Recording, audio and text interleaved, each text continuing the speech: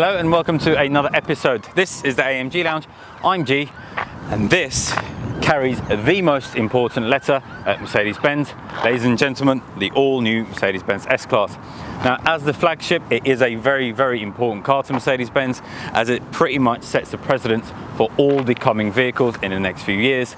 Everything we see in here is inevitably going to trickle down to the C's, the E's, the A's, the B's, etc. And it just so happens to carry the longest name in the range.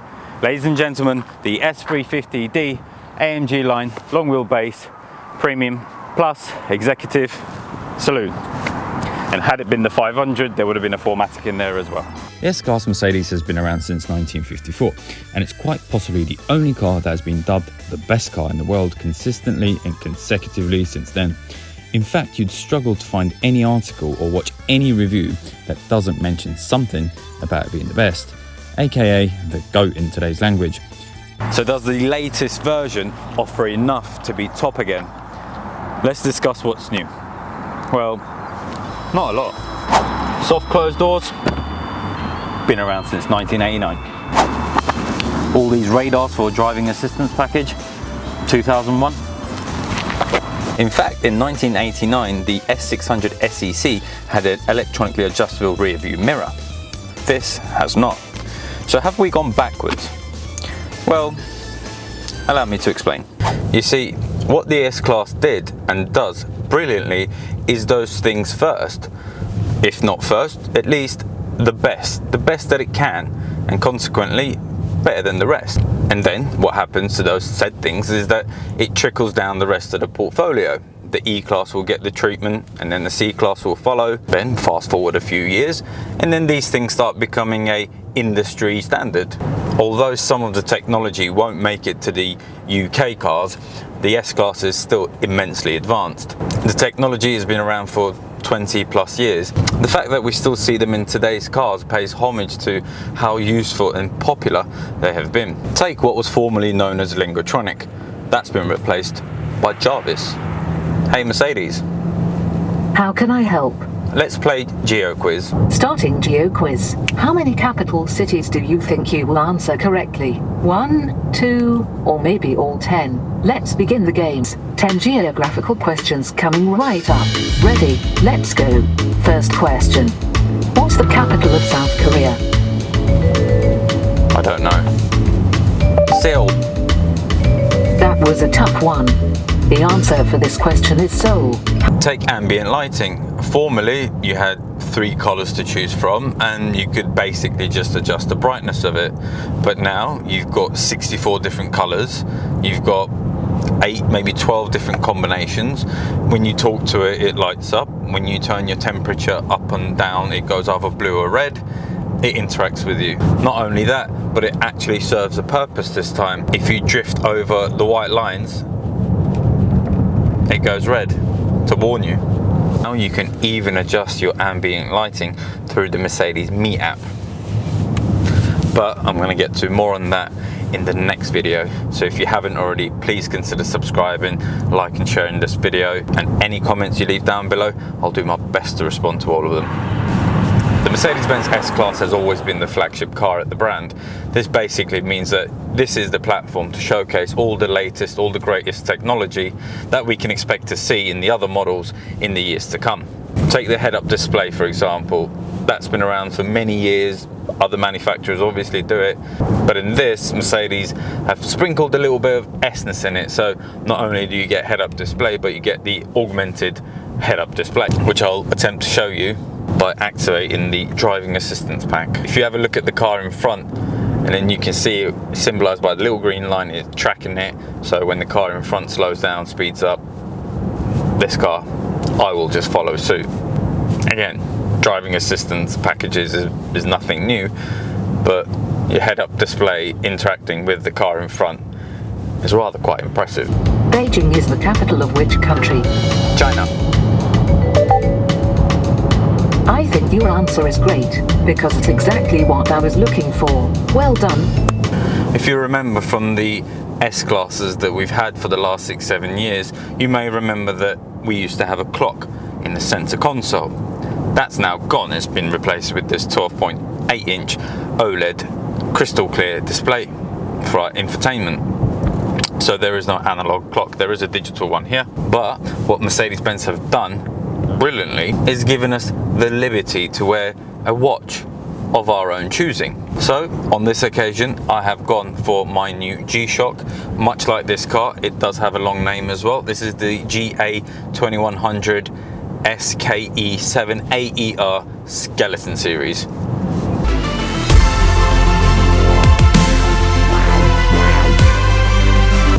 Pretty cool. Something else we no longer have as an option or a standard on the S-Class is the night vision. Fortunately, it's not available anymore, but at the same time, I don't think it's something that we're going to necessarily miss. I think it was a little bit gimmicky, but it's been replaced by something which I think is going to be hugely useful, and that's the dash cam. Hey guys, so while I was on the subject of dash cams, I decided why not figure out how this thing actually works. So we've got here the dash cam menu, and to get in there you just go to the apps, dash cam, and then there we are. So it says please connect the storage medium via USB to start recording. So I've got my trusted SD card reader, so I'm just going to plug that in here and then connect. I'm try and do this one-handed. It goes in there, and here we go. So let's see what that looks like. I'm going to start recording now. But there are some maniacs out on the road, and I think if there's ever an issue, to have a dash cam this day and age is a lot more useful. Now, although we don't get all the features in the UK, such as rear wheel steering, there are some features that we are going to get. Obviously, one being the pop-out door handles, which are hugely beneficial for wind resistance, for noise, and those GTA moments. Remember what I said about the electronically adjustable rear view mirror and how it's not available anymore? Instead, take your mirrors on the sides. You don't go, you know, choose the right mirror and then adjust it, choose your left mirror and then adjust it. You can, but you don't need to. All you simply do is you gaze at the mirror and you just press the arrows, and then that mirror just starts adjusting. I look at this mirror, I press the buttons, and that mirror starts adjusting. And that's all thanks to some wizardry that goes on here. Facial recognition, it can tell where you're looking, and it just adjusts the mirror. I don't need to pick which mirror I want to adjust. I mean, that is so extra, but it's brilliant. I simply gaze, and I go, oh, that's not quite right, I'll just adjust it, and it adjusts. It can also tell if you're falling asleep, if you're drowsy at the wheel. I don't know if I can actually trick it to think that I may be asleep.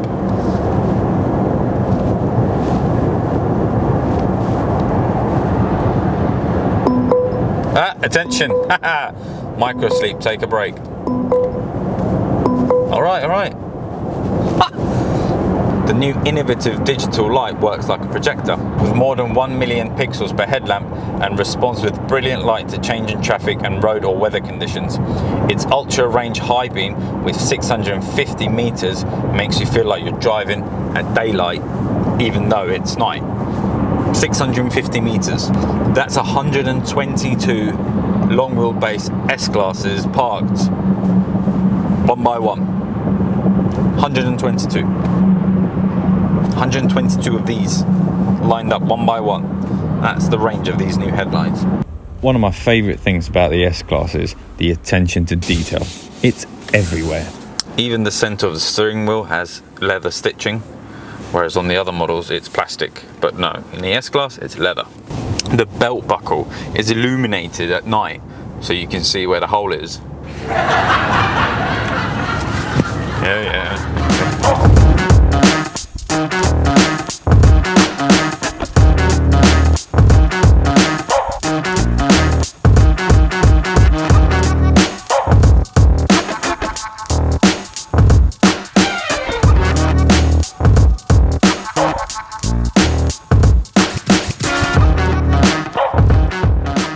Furthermore, on the 12-inch instrument cluster you have in front of you, the graphic, which basically gives you some information about the car in front, your car, while you've got like the driving assistance package on, it's got so much detail. When you hit the brakes, the brake lights on the graphics actually come on, and when you indicate, the indicator light has come on there as well. I mean, it's, you know, you could so easily miss that, but when you're a nerd like me, you notice it. This car is a nerd's dream. Self-confessed nerd. Sometimes it really is just the small things.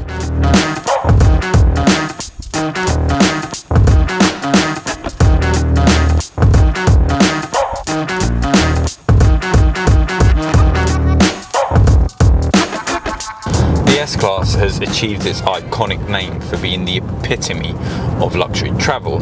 Now, historically, that's always been about the passenger over my left shoulder. For the driver as well, to a degree, but it's all about the seat in the back. To tell us more, we've got a special guest. Due to COVID, my options were somewhat limited. Hey, I heard that. Yeah, well, you said that we could switch at some point, and that you would drive, and then I could enjoy it in the rear. Enjoy it in the rear. Oh, ha ha. Grow up. I've just got a stomachache at the moment. As soon as we can, we will. Hi guys, I'm G from the AMG Lounge. I am in the back of the brand new Mercedes-Benz S-Class, and I am cocooned in total and ultimate luxury back here. Everything's heated, everything's very comfortable, smooth, nice. Smells good, it feels great. I've got my own little tablet here, which I press the eject button, it gives it to me. So I should be able to adjust the ambient lighting. Change. Oh, there we go. Some blues. There you go. Different type of blue. Yes. What's this one? Malibu Sunset. Everything feels like top quality here. Not so much to the extent where, you know, if you put your foot on the carpet, if you touch things, you feel like you're going to ruin it. It's just right. It's very classy. It's very high tech, and it's just very, very comfortable. I mean, look at this pillow. Oh,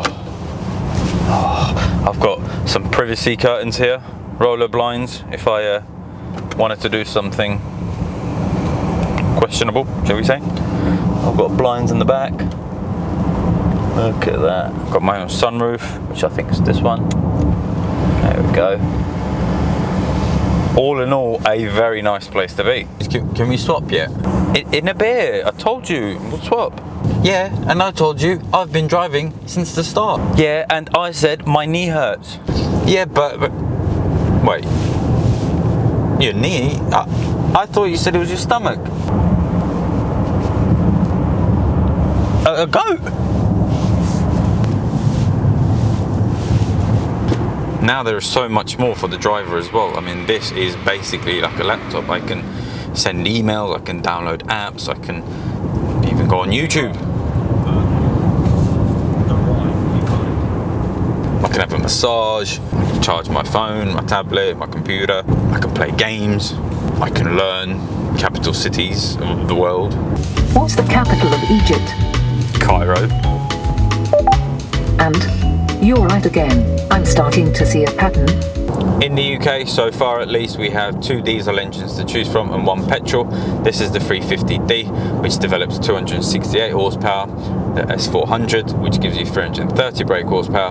They're both the same engine, they're both 6-cylinder, 3-litre turbocharged diesel engine, the 400 just being a little bit more tuned to give you more horsepower.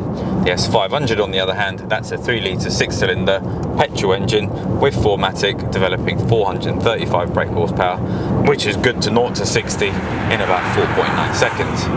Whereas this, that new watch of yours, has it got a stopwatch? Yeah, it does, yeah.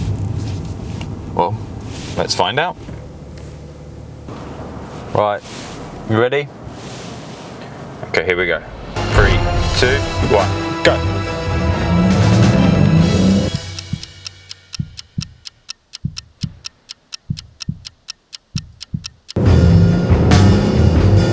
And that's 60. Ready to you go. What was that, about 6.5 seconds? Yeah. 6.5 seconds. It's super comfortable. I mean, come on. A pillow? Oh. Massage seats? Oh. Heated steering wheel? Oh. I mean, talk about a first class cabin. This is unbeatable. Monaco is the capital of which country? Monaco. Yes, you are correct. Nice job.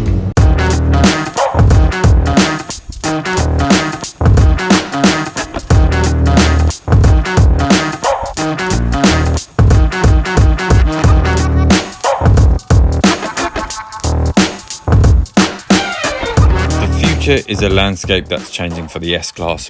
For most, in fact. Luxury is being redefined. It's moulding into a technological masterpiece. It offers luxury in a way designed more for convenience and making our lives easier.